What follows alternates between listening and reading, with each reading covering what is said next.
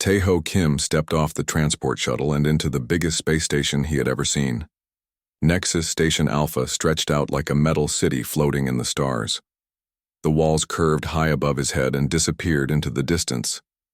Bright lights hung everywhere like artificial suns. The air smelled strange. It was clean but had a metallic taste that reminded him of old coins. He pulled his travel bag closer to his shoulder and looked around. Everywhere he turned, he saw creatures that belonged in fantasy books. A being with blue skin and 4 arms walked past carrying boxes. Something that looked like a walking tree discussed business with a creature covered in shiny scales. Near, a food stand, a group of beings with tentacles instead of legs shared a meal that glowed purple. Tae-ho had trained for this moment his whole life. Earth had finally joined the galactic community 3 years ago. The government picked him and 20 other humans to be part of the first real trade mission to the galaxy. He was supposed to be brave and represent humanity well. Instead, he felt like a child lost in a shopping mall. A human voice called his name.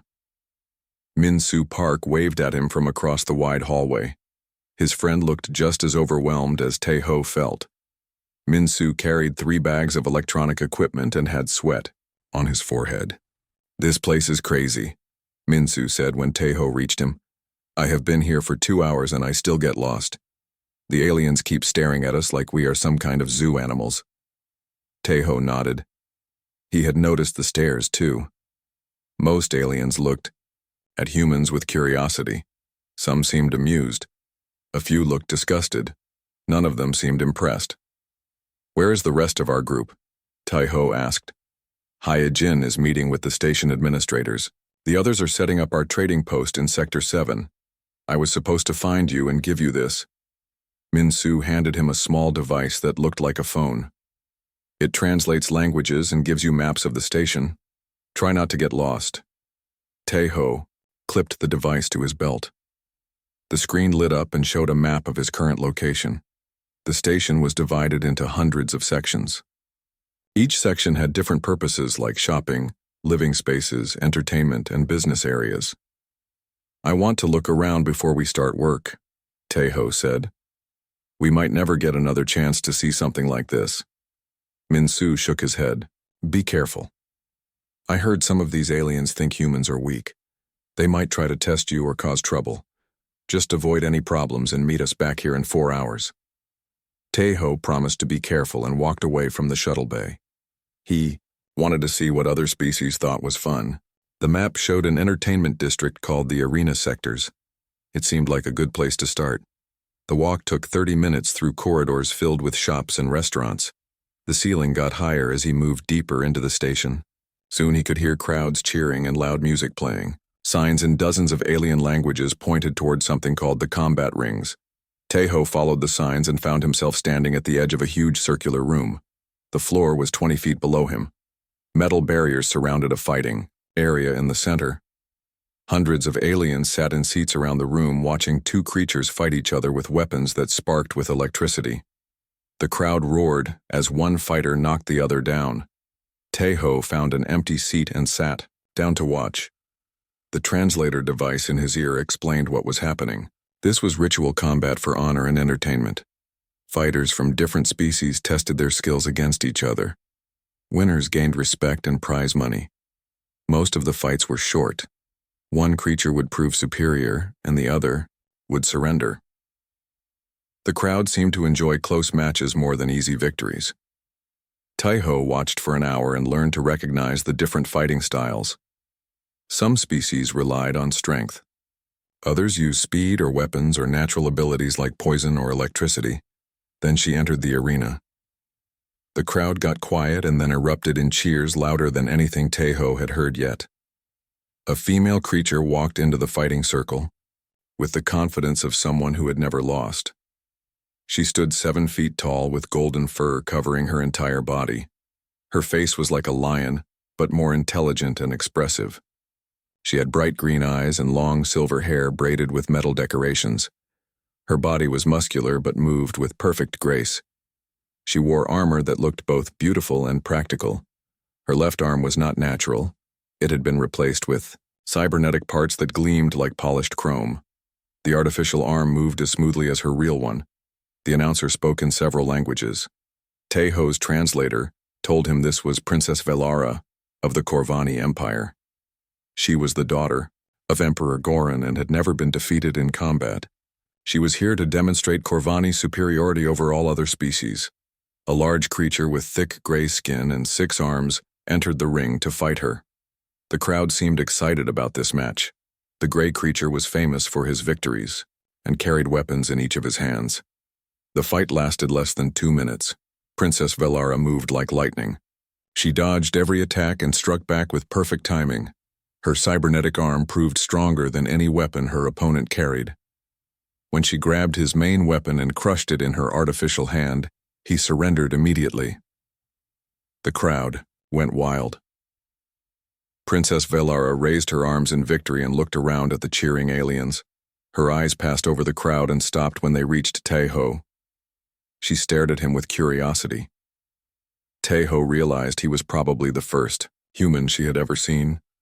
Princess Velara walked to the edge of the fighting ring. She pointed directly at Teho with her cybernetic finger. The crowd got quiet.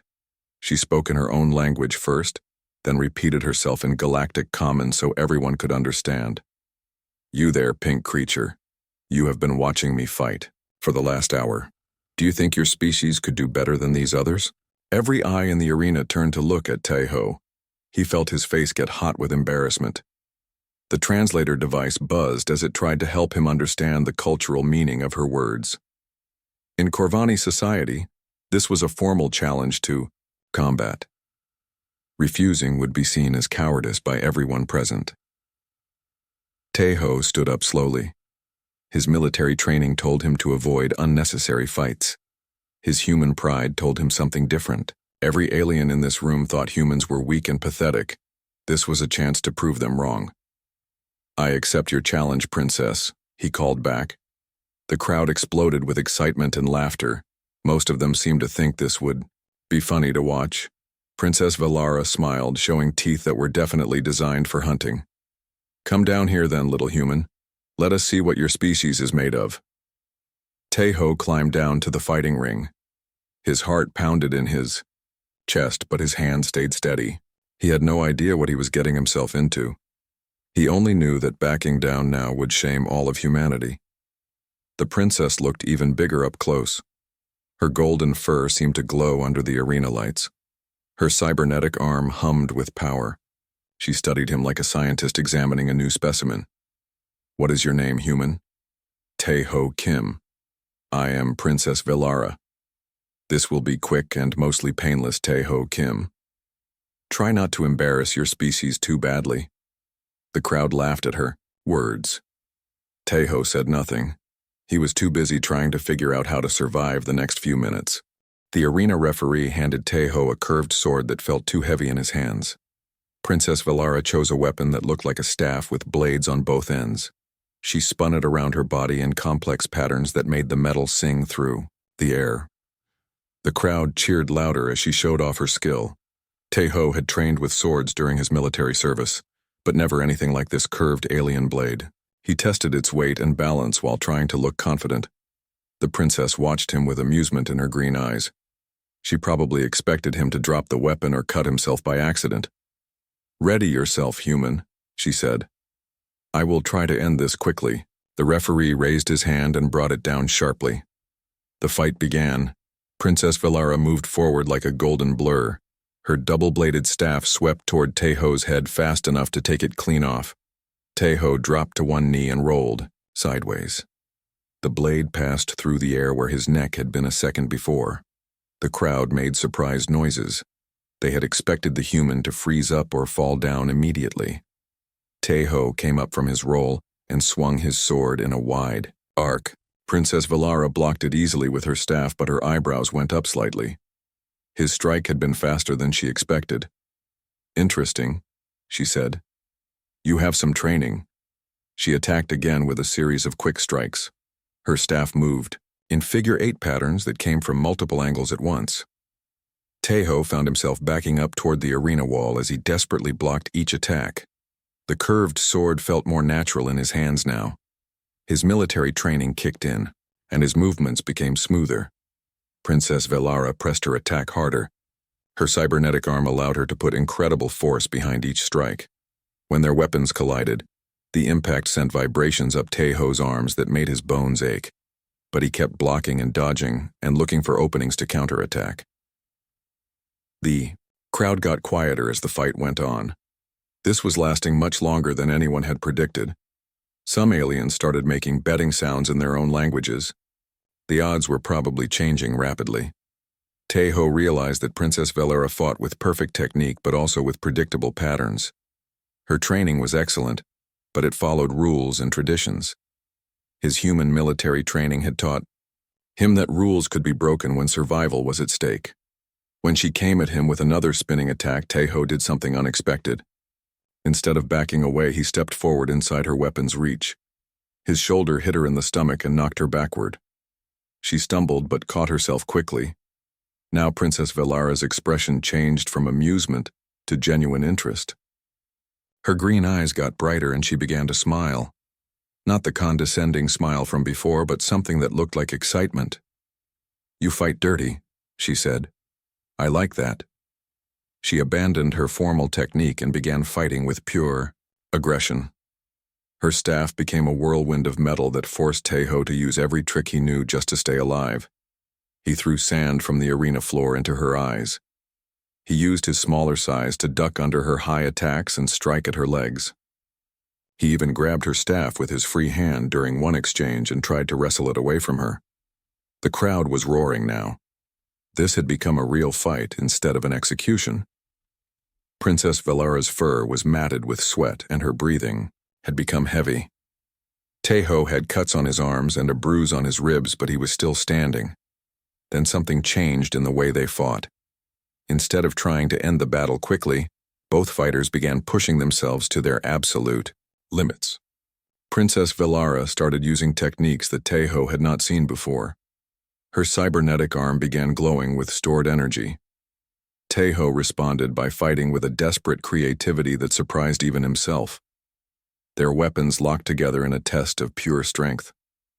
Princess Velara's cybernetic arm whined with mechanical stress as she tried to overpower him. Taeho planted his feet and pushed back with everything he had. For a moment they stood frozen like statues, neither able to gain advantage over the other. Then Taeho did something that changed everything. He let go of his sword completely and punched Princess Velara in the face with his bare fist. It was not a hard punch. Her reflexes were too good, and she had started to pull back when she saw it coming. But it was completely unexpected, and it caught her off guard. She stumbled backward with surprise on her face. A thin line of golden blood ran from her nose. The crowd fell completely silent. Princess Velara touched the blood with her real hand and stared at it. She looked at Taeho with an expression that he could not read. Then she began to laugh. "Magnificent," she said. "Absolutely magnificent." She dropped her staff and spread her arms wide. "I yield the match to you, Taeho Kim of Earth." The crowd exploded with noise. Some aliens cheered while others made angry sounds. Taeho could not believe what had just happened. He had not won the fight in any traditional sense, but Princess Velara had surrendered anyway. Before he could ask why, an elderly alien in elaborate robes appeared at the edge of the fighting ring. He had pale blue skin and wore jewelry that looked ancient and expensive. His eyes were solid black with no visible pupils. When he spoke, his voice carried clearly throughout the entire arena despite being barely above a whisper. "Stop," the old alien said. "All of you must stop immediately." Even Princess Velara seemed surprised by his appearance. She bowed respectfully to the elderly figure. "High Priest Morden, why do you honor us with your presence?" "Because you have done something that has not happened in over 1,000 years," High Priest Morden replied. "You have triggered the ancient Soulbond protocols." The crowd made gasping sounds. Princess Velara's face went pale under her golden fur. Taeho's translator device was working overtime trying to explain what Soulbond meant, but the cultural context was too complex. "That is impossible," Princess Velara said. "The Soulbond requires mutual respect achieved through combat at the highest level. It requires both fighters to push beyond their normal limits and find equal ground despite different strengths. High Priest Morden nodded slowly. Exactly what just occurred. You fought with everything you had. He matched you with courage and creativity. You acknowledged his worthiness by yielding when you could have continued. He earned your respect, through actions rather than words. The ancient conditions have been met. Taeho felt something strange happening inside his chest. It was like a warm, tingling sensation that started near his heart and spread outward through his body. Princess Velara gasped and put her hand over her own heart. She was feeling the same thing. The bonding has already begun, High Priest Morden announced. Nothing can stop it now. The tingling sensation got stronger. Taeho could swear he felt emotions that were not his own. Confusion, fear, and something that might have been excitement flowed through his mind like water. Princess Velara was staring at him with wide eyes. I can feel him, she whispered. I can feel his thoughts. The world began to spin around Taeho. Colors became too bright and sounds became too loud. He fell to his knees as alien emotions flooded through his consciousness. The last thing he saw before everything went black was Princess Velara collapsing beside him, reaching out with her cybernetic hand as if trying to grab onto something solid in a world that had suddenly become completely unstable. Taeho woke up in a medical bay that smelled like antiseptic and ozone. His head felt like someone had filled it with cotton and static electricity. When he tried to sit up, the room spun around him like a carnival ride. A human doctor with kind eyes pushed him gently back onto the bed. Stay down for now, Dr. Han said. Your brain is still adjusting to the neural link. Moving too quickly will make the dizziness worse. Neural link, Taeho repeated. The words felt strange in his mouth. What happened to me? You have been unconscious for 18 hours. The alien priests say you are now soul bonded to Princess Velara. I do not understand the science behind it, but the medical scans show new neural pathways forming in your brain. Your consciousness is somehow connected to hers. As if summoned by her name, Taeho suddenly felt emotions that were not his own. Anger, frustration, and embarrassment flowed through his mind like a river. He could sense that Princess Velara was awake somewhere nearby, and she was having an argument with someone. I can feel her, he said quietly. She is upset about something. Doctor, Han nodded. The princess woke up 6 hours ago. She has been demanding to see you ever since. Her father arrived on the station 2 hours ago with a full battle fleet. The situation has become very complicated. Before Taeho could ask more questions, the medical bay doors opened with a hiss. Princess Velara walked in, wearing simple clothes. Instead of her armor, her golden fur was clean and brushed, but her green eyes looked tired. Behind her came a group of aliens that looked like larger, older versions of herself. The biggest alien stepped forward. He wore a crown made of black metal, and his fur was silver with age. His cybernetic modifications were more extensive than his daughter's. Both arms had been replaced with mechanical versions that gleamed like weapons. When he spoke, his voice sounded like distant thunder. I am Emperor Goran of the Corvani Empire. You are the human who has bonded with my daughter. Taeho tried to stand up, but the dizziness came back immediately. Emperor Goran made a sound that might have been amusement or disgust. It was hard to tell with alien facial expressions. Stay seated, human. We have much to discuss and little time for courtesy. Princess Velara moved to stand beside Taeho's bed. When she got close, the emotions flowing through their bond became stronger. He could feel her worry and her determination to protect him from her father's anger. The bonding cannot be broken, she said. High Priest Morden has confirmed it. The ritual is complete and permanent. Emperor Goran's mechanical fingers clenched into fists. 1,000 years of royal bloodline, ruined by bonding with a primitive mammal. Do you understand what this means for our empire? Taeho felt Princess Velara's anger spike through their connection. Her emotions mixed with his own, until he could not tell which feelings belonged to whom. The sensation was overwhelming and confusing. Father, he is not primitive, Princess Velara said. I fought him myself. He has courage and intelligence that impressed me. The bond would not have formed if we were not compatible warriors. Compatible? Emperor Goron repeated the word like it tasted bad. He is a hairless ape from a backwater planet that just learned how to leave its own solar system. Our people have ruled star systems for 10,000 years. Through their bond, Tejo could feel Princess Velara's internal struggle. Part of her agreed with her father's words. Humans were newcomers to galactic civilization, but another part of her was curious about the strange thoughts and emotions she was receiving from Tejo's mind. Your Majesty, Tejo said carefully, I did not ask for this bond. I was only trying to avoid embarrassing my species by backing down from a challenge. If there was a way to undo it, I would consider that option. Emperor Goron studied him with yellow eyes that reminded Tejo of looking into the face of a tiger. At least you are honest about not wanting the connection. That shows more wisdom than I expected. Min-Su chose that moment to burst through the medical bay doors. His face was red with running and his clothes were wrinkled from sleeping in a chair.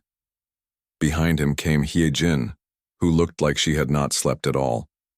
She carried a tablet computer and had the stressed expression of someone trying to prevent a diplomatic disaster. Tejo, thank goodness you are awake, Min-Su said. The whole station is talking about what happened. Some aliens think it is funny that a human got soul bonded to alien royalty. Others think it is an insult to their traditions. Hye-Jin bowed politely to Emperor Goron. Your Majesty, I am the human diplomatic representative. We are prepared to offer compensation for any inconvenience this incident may have caused. Inconvenience. Emperor Goron said the word slowly. My daughter is bonded for life to a member of your species. This is not an inconvenience, this is a catastrophe. Through their connection, Tejo felt Princess Velara's hurt at her father's words. She had always tried to make him proud, and now he saw her bond as a failure. Tejo found himself getting angry on her behalf even though he barely knew her. She is not a catastrophe, he said before he could stop himself. Your daughter fought with honor and skill. If being bonded to her is supposed to be a punishment, then I consider myself lucky. Everyone in the room stared at him. Emperor Goron's eyes narrowed dangerously. Princess Velara made a small sound of surprise. Through their bond, Tejo could feel her gratitude, and something that might have been affection. You defend her, Emperor Goron observed, even though you claim not to want the bond. I defend anyone who deserves respect, Tejo replied. Human or alien, that is who I am. For the first time since entering the room, Emperor Goron smiled. It was not a pleasant expression on his leonine face. Interesting. High Priest Morden, you have been silent during this discussion. What is your guidance? The elderly priest had been standing quietly in the corner. Now he stepped forward with his hands clasped behind his back. The bond exists whether we approve of it or not. The question is what to do next. Break it, Emperor Goron said immediately. Impossible. The ritual was completed correctly, according to ancient law. Only death can break a soul bond. Princess Velara moved closer to Tejo's bed. Then we must learn to live with it. No, Emperor Goron said firmly. If the bond cannot be broken, then the human must prove himself worthy of it. I will not have my daughter connected to someone who brings shame to our bloodline. Tejo felt his stomach drop. What kind of proof? Emperor Goron's smile became even less pleasant. 3 trials, as specified in the ancient laws: combat, wisdom, and loyalty. Pass all 3, and I will accept the bond. Fail any of them, and you will be exiled from Corvani space forever. And what happens to the bond if I am exiled? You will spend the rest of your life feeling my daughter's emotions from across the galaxy. She will feel yours as well. Neither of you will ever be able to form close relationships with anyone else. It will be a living torture that lasts until one of you dies. Princess Velara grabbed Tejo's hand with her real one. Her skin felt warm and surprisingly soft under the fur. Through their connection, he felt her determination to help him succeed. I will stand beside him during the trials, she announced. You will not, Emperor Goron said. He must prove his own worth, not rely on yours. The bond makes us stronger together. Separating us makes no sense. The bond is exactly what we are testing. Can this human handle the responsibility of being connected to Corvani royalty? Can he make decisions that benefit our empire as well as his own people? These questions can only be answered if he faces the trials alone. Tejo squeezed Princess Valara's hand. Through their connection, he tried to send her feelings of gratitude and reassurance. I accept the trials, Your Majesty. When do they begin? Tomorrow. Rest well, human. The trials are designed to test the limits of what your species can endure. Most candidates do not survive all three. Emperor Goran turned and walked toward the door. His entourage followed him except for Princess Valara, who stayed beside Tejo's bed. I am sorry, she said quietly when they were alone. This is my fault for challenging you in the first place. No, Tejo replied. This is nobody's fault. We will figure it out together. Through their bond, he felt her hope mixing with his own determination. They might be from different species and different worlds, but they were connected now. That had to count for something. Tejo stood in the center of a combat arena much larger than the one where he had first met Princess Valara. This arena was built for serious trials, not entertainment. The walls were made of black stone that absorbed light.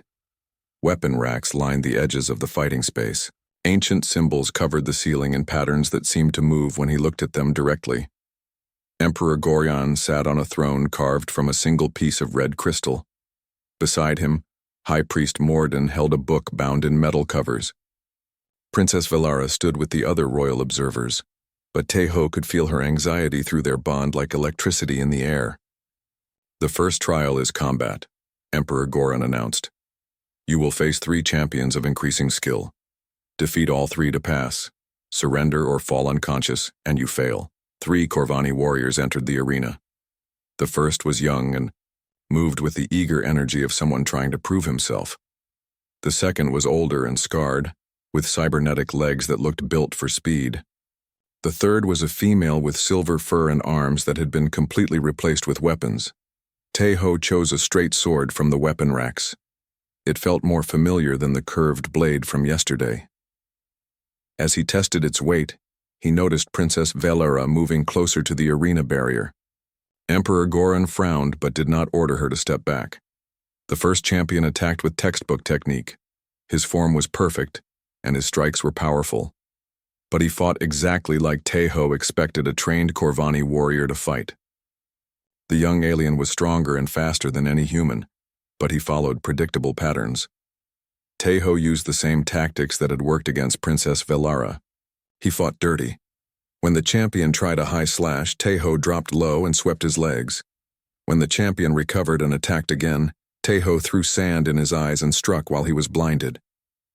The crowd of Corvani nobles made disapproving sounds. Fighting dirty was apparently considered dishonorable, but Emperor Goran held up his hand for silence. Continue, he ordered. The first champion surrendered when Tejo put his sword point against his throat. The second champion proved more difficult. His cybernetic legs allowed him to move in ways that seemed impossible. He could jump 20 feet straight up or dash from one side of the arena to the other in the blink of an eye. Tejo quickly realized he could not match the alien's speed or mobility. Instead, he focused on controlling the center of the arena and forcing the champion to come to him. When the alien charged with his enhanced speed, Tejo was ready with counters that used the champion's own momentum against him. The fight lasted longer, but eventually Tejo managed to trip the champion during one of his high-speed attacks. The alien slammed into the arena wall hard enough to crack the stone. He stayed down. Princess Valara cheered despite her father's disapproving look. Through their bond, Tejo felt her pride in his victories mixing with his own exhaustion. Fighting 2 enhanced aliens in a row had pushed his human body to its limits. The third champion was different. She moved with the calm confidence of someone who had never been defeated. Her weapon arms could transform into different tools. Blades, hammers, energy cannons, and things Tejo could not identify. She was not just a warrior, she was a living weapons platform. I am Commander Thexra, she announced. I trained Princess Valara from childhood. If you defeat me, human, you will have earned my respect. The fight with Commander Thexra was unlike anything Tai-Ho had ever experienced. She attacked with weapons that changed form in the middle of strikes. A sword became a whip, became a spear, became an energy blast. Tai-Ho found himself dodging attacks that came from impossible angles. But through his bond with Princess Velara, something unexpected happened. He could feel her knowledge of Commander Thexra's fighting style flowing into his consciousness. Princess Velara had sparred with her mentor thousands of times. She knew every technique and every weakness. Emperor Goran noticed what was happening. The bond allows them to share knowledge, he said to High Priest Morden. Is this cheating? The bond is part of what we are testing, the priest replied. If the human can use it effectively, that demonstrates compatibility with our princess. With Princess Velara's memories guiding him, Tai-Ho began to anticipate Commander Thexra's attacks. He learned to recognize the subtle changes in her stance that indicated which weapon form would come next. The fight became a dance where both partners knew the steps. Commander Thexra realized what was happening and smiled. Clever. You fight with two minds instead of one. But I have been preparing for this possibility. She switched to combat techniques that Princess Velara had never seen before. The shared knowledge became useless.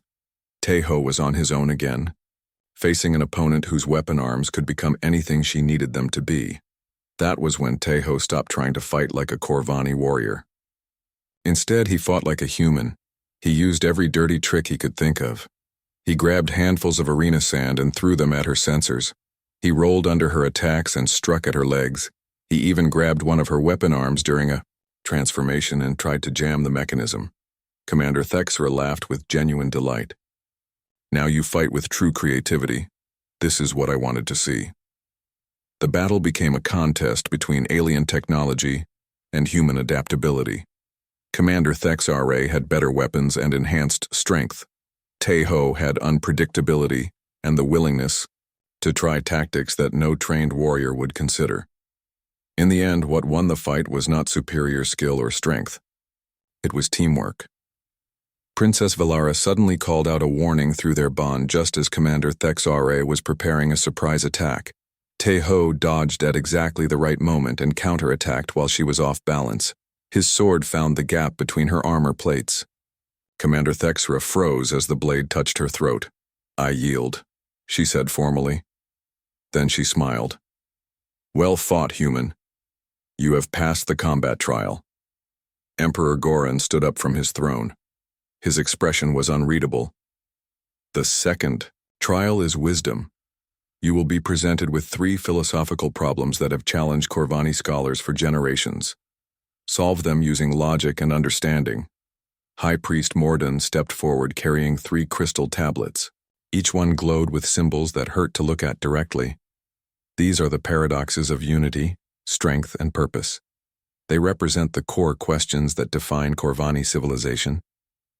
The first tablet showed a mathematical equation that seemed to prove that unity was impossible. The symbols demonstrated that any group would eventually split apart due to individual differences, but Corvani society was built on the idea that unity created strength. Tai-Ho studied the problem for several minutes. The mathematics were correct, but they assumed that unity meant everyone had to be identical. That was not how human societies worked. The paradox assumes unity requires sameness, he said. But unity can come from different parts working together toward common goals, like fingers on a hand.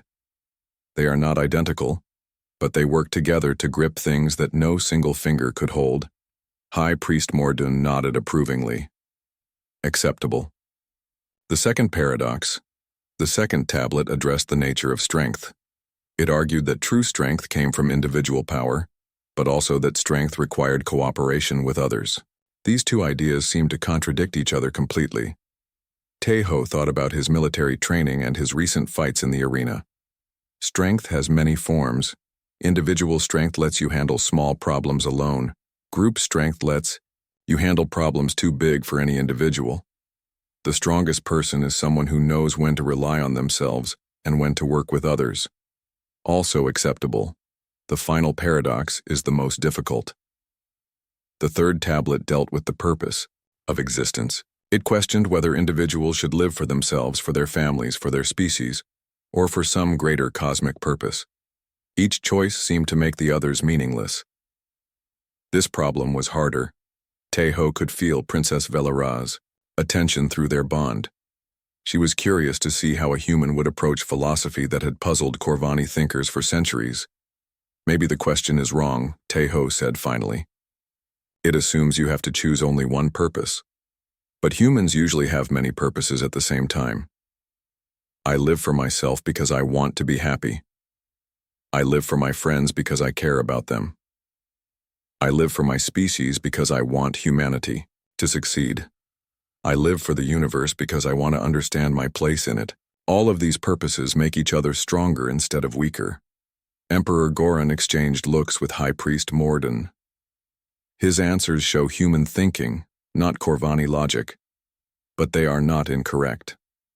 I believe that is the point of the trials, Your Majesty, to see how human perspectives might complement our own. Perhaps. We shall see how he handles the final test. The trial of loyalty begins now. Before Taeho could ask what that meant, alarms began blaring throughout the arena. Emergency lights flashed red against the black stone walls. A voice spoke over hidden speakers in rapid Corvani, then repeated the message in Galactic Common. All personnel to emergency stations. Unknown vessels approaching the station. Hostile intent confirmed. This is not a drill through his bond with Princess Velara. Taeho felt her sudden spike of fear and anger. Someone was attacking Nexus Station Alpha, and the timing could not be a coincidence. The station shook as something massive impacted the outer hull. Emergency lighting cast everything in harsh red shadows.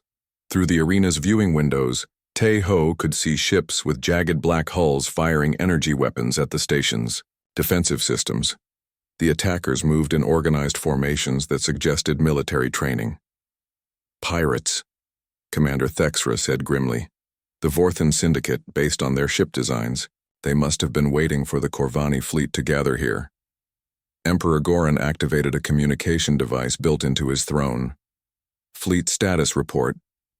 Your Majesty, we are under attack by approximately 40 enemy vessels. They are targeting both the station's defenses and the civilian evacuation routes. Our ships can defend either the station or cover the evacuation transports, but not both. Through his bond with Princess Velara, Taeho felt her internal conflict. Her duty as a princess demanded that she help defend Corvani civilians. But her training as a warrior made her want to fight the pirates directly. She was torn between protection and action. Emperor Goran turned to Taeho. This is your trial of loyalty, human. My fleet can save the Corvani civilians evacuating to the transport ships, or we can join the station defenses to protect everyone still inside, including your human friends. We cannot do both effectively. Choose. The weight of the decision hit Taeho like a physical blow. If the Corvani fleet protected the evacuation, thousands of aliens from many species would die when the pirates broke through the station defenses. If they defended the station, hundreds of Corvani civilians would be killed during evacuation. Through their bond, he felt Princess Velara's opinion. She believed they should save the Corvani civilians. Her people's safety had to come first. It was a reasonable position based on traditional loyalties. But Taeho thought about Minsu and Hyejin somewhere in the station. He thought about all the other humans who had come here to build relationships with alien species.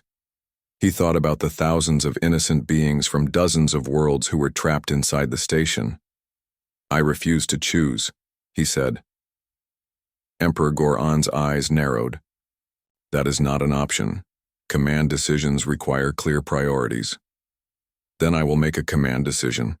Princess Velara and I will coordinate between your fleet and the station defenses. Use our bond to create better communication and tactical awareness. Impossible. The bond only works over short distances. Taeho smiled grimly. Then we will have to get close to the action. Before anyone could stop him, Taeho ran toward the arena's exit. Princess Velara followed immediately, and, through their connection, he felt her understanding and approval of his plan. They might not be able to solve the problem with traditional tactics, but humans had never been traditional. They reached the station's command center just as another wave of pirate attacks shook the structure. The command center was chaos. Aliens, from dozens of species, worked frantically at control stations. Display screens showed the tactical situation in 3 dimensions. Station Commander Yixtal was a tall alien with gray skin and multiple arms. She looked up as Tejo and Princess Velara entered. "Your Highness, you should evacuate with the other civilians." "Negative," Princess Velara replied. "We are here to help coordinate the defense." "With respect, we do not have time for royal observers." Tejo stepped forward. "I am soul bonded to the princess. We can provide real-time communication between your defenses and the Corvani fleet. You can coordinate attacks and share tactical data instantly instead of using slow communication systems." Commander Yixtal stared at him for a moment, then at Princess Velara. "Is this possible?" "Theoretically, yes," Princess Velara said. "But it has never been attempted in actual combat." Another massive impact shook the station.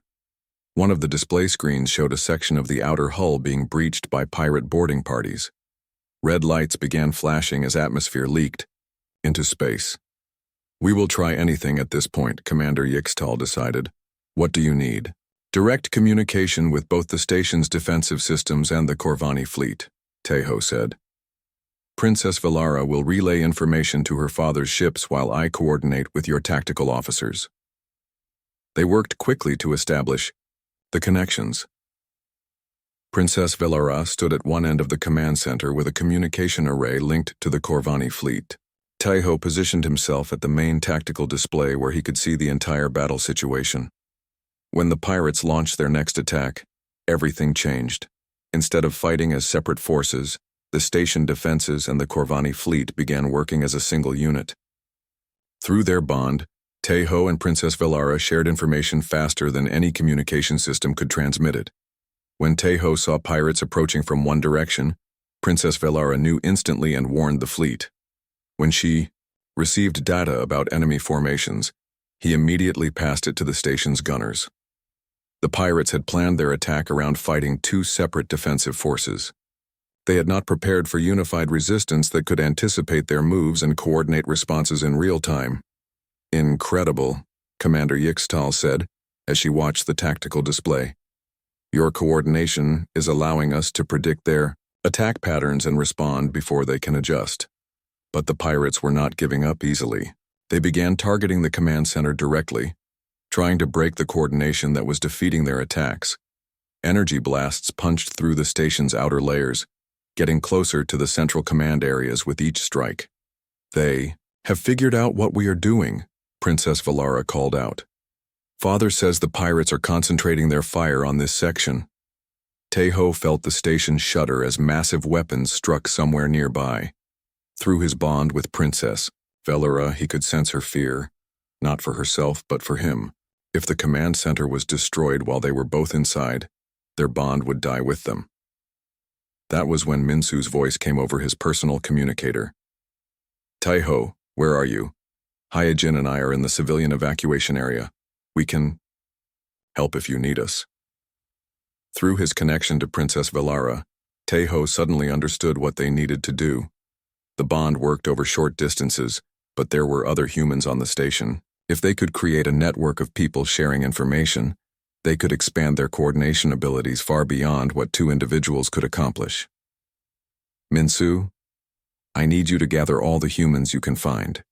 Bring them to strategic locations throughout the station." "I have an idea." "What kind of idea?" "The kind that only works because we are human."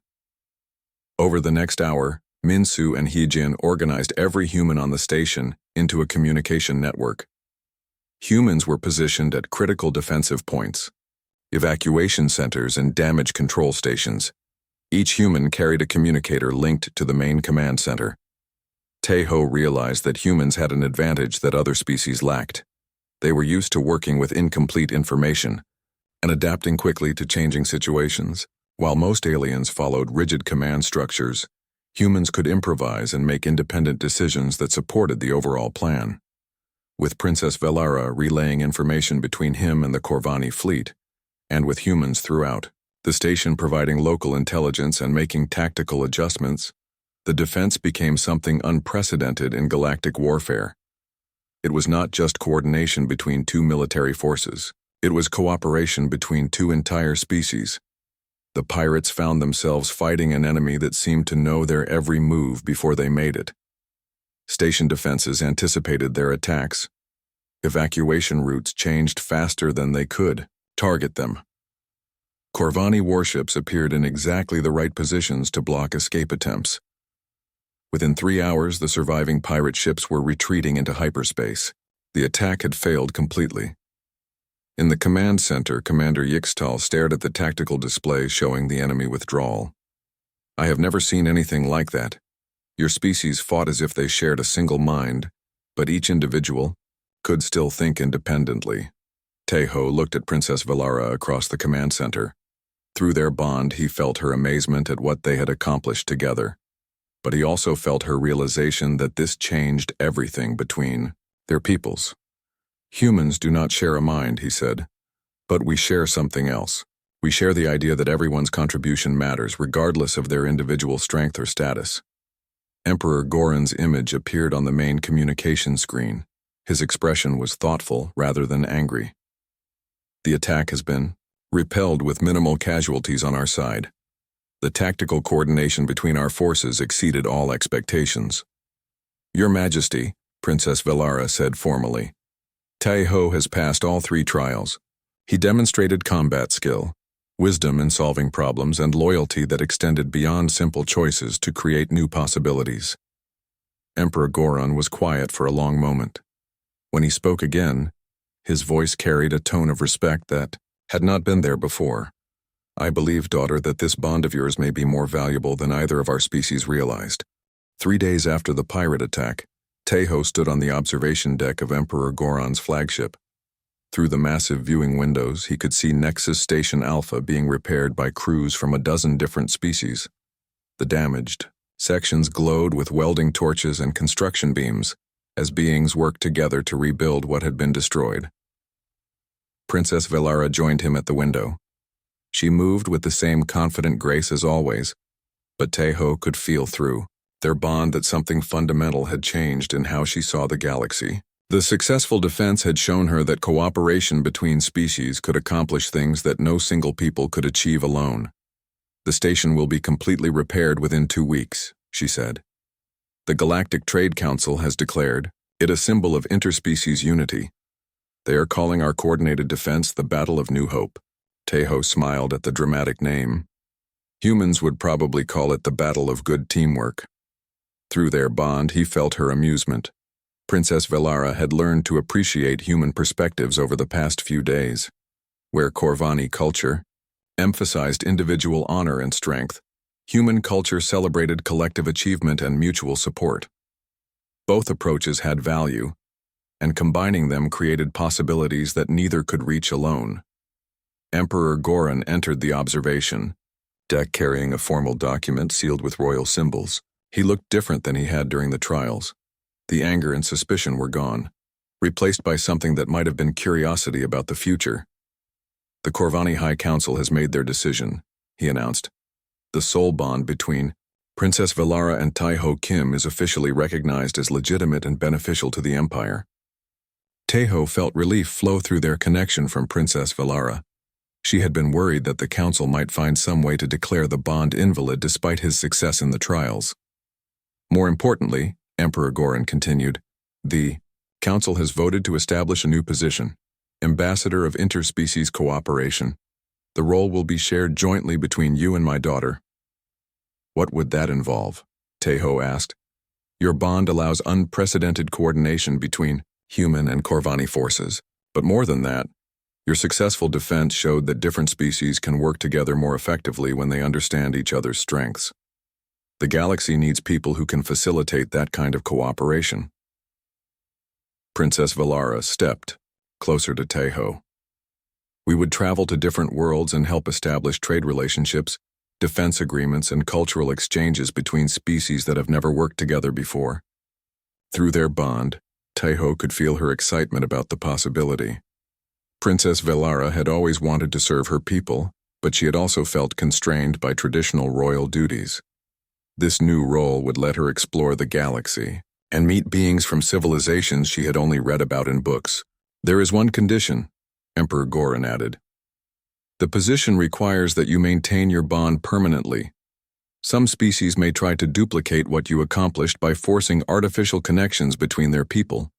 You would serve as an example of what genuine cooperation looks like compared to forced unity."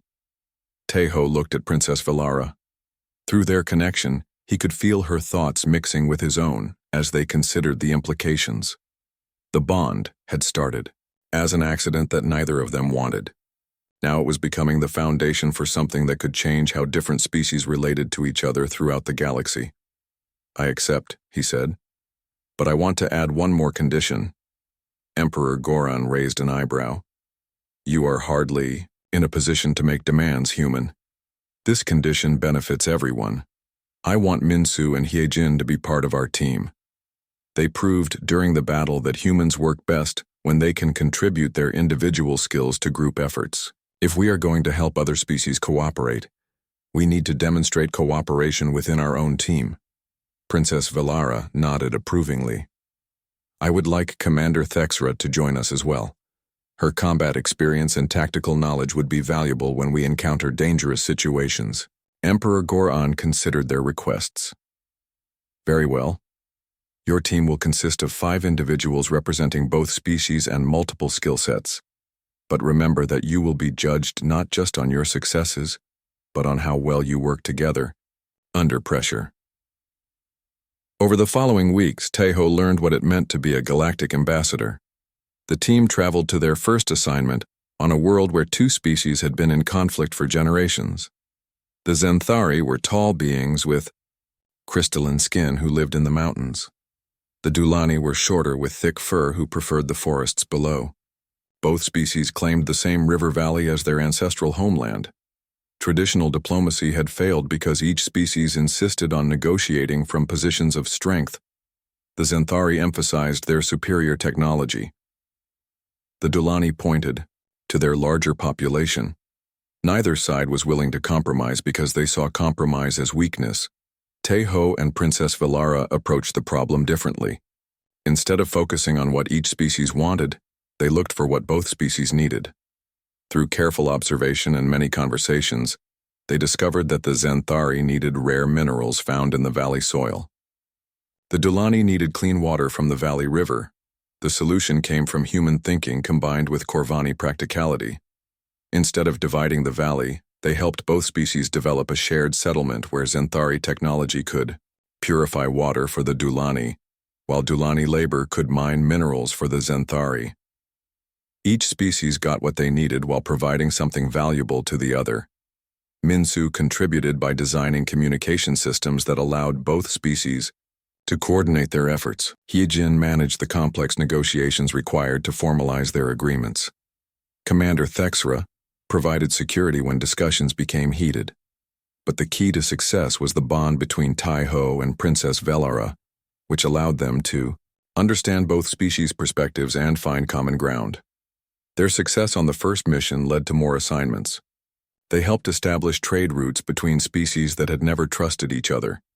They mediated disputes over resource rights and territorial boundaries.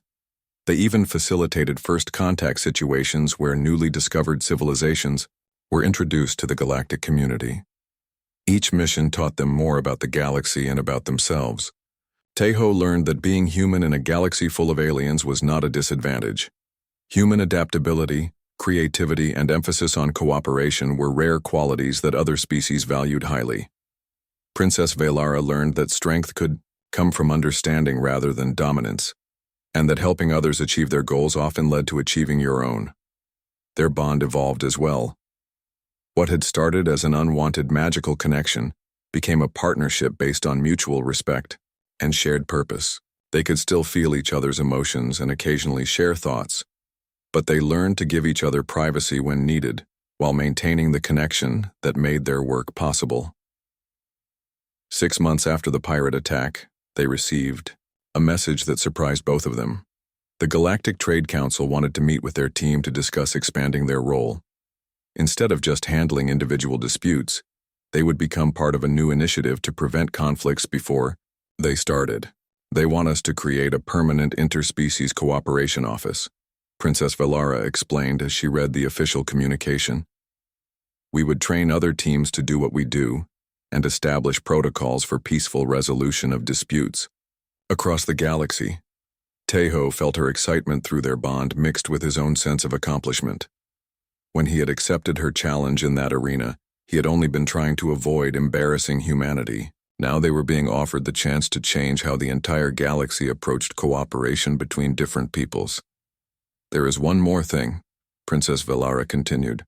The Council has received requests from over 50 species who want to establish formal diplomatic relations with Earth. They want us to facilitate those negotiations. Through their bond, Tejo felt her pride in what humanity had accomplished.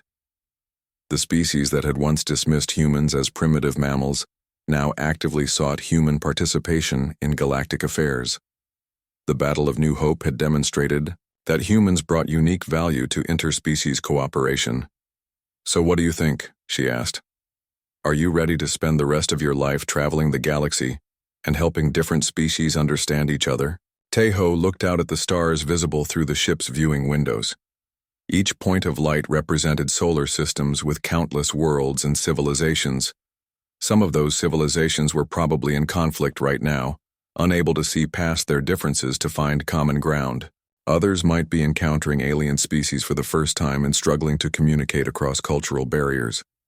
Through his bond with Princess Velara, he could feel her thoughts merging with his own as they contemplated the scope of what they were being asked to do. It would be challenging work that required them to constantly adapt to new situations and learn about unfamiliar cultures. There would be failures and setbacks alongside the successes. But there would also be the satisfaction of helping different species discover that cooperation was stronger than conflict. There would be the excitement of exploring parts of the galaxy that no human had ever seen before. Most importantly, there would be the knowledge that their work was making the galaxy a more peaceful place for everyone. I think, Tejo said slowly, that getting challenged by an alien princess was the best thing that ever happened to me. Through their bond, he felt Princess Velara's laughter and agreement. What had started as an unwanted accident had become the foundation for a partnership that neither of them could have imagined. They were no longer just a human and a Corvani who happened to be connected by ancient magic. They were pioneers of a new kind of relationship between species, one based on understanding rather than dominance. The galaxy was vast and full of opportunities for both conflict and cooperation. But with their bond as a bridge between different ways of thinking, Tejo and Princess Velara were ready to face whatever challenges awaited them among the stars. Their story was just beginning.